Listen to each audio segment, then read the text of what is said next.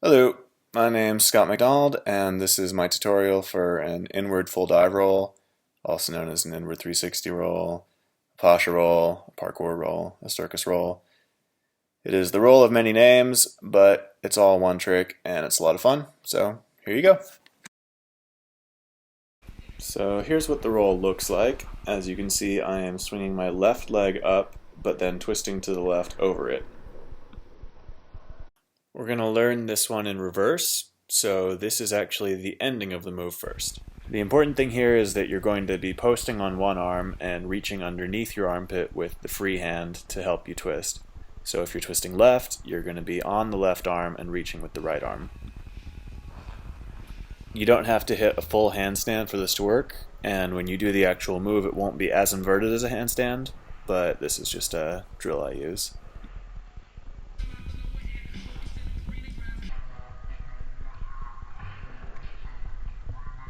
A really common error I see is if people don't reach far enough through their armpit with the free arm, and that tends to only turn you a quarter as opposed to a half, like you see here.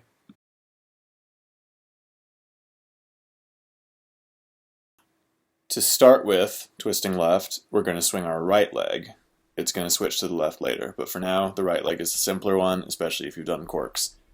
And you're going to want to swing the leg up in front of you and hit about a 45-degree angle.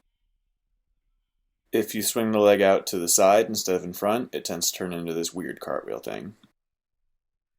To put it all together, you're going to swing your right leg up and hit that 45-degree handstand, and then stay on your left arm while you reach under with your right, and finish it just like you learned at the beginning of the tutorial. Once you've gotten the hang of that, the only change is to swing the left leg instead of the right, which doesn't really feel any different, but it just kind of changes the appearance of the move, and then you're done.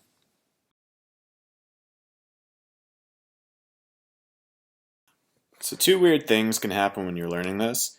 The first is you can do the takeoff, look for the ground, but not actually turn, and just keep your torso facing the ceiling, and then you're doing a strange suicide gainer. The other is that you can do it completely correctly, but it might not feel like you're actually twisting. It kind of doesn't feel like you're doing a whole lot when you do the move correctly. So film and analyze your own technique, because it can be weird like that. Make sure that when you catch, your hips and legs are up in the air and you smoothly roll out of it instead of catching and dropping, because then you don't roll and you're probably going to bruise your butt and it's just going to be unpleasant. This move also has a little in common with a coin drop, and when people first try and learn coin drops and they don't flat spin into it correctly, it tends to actually turn into this trick. So if you've done that, then you're ahead of the game.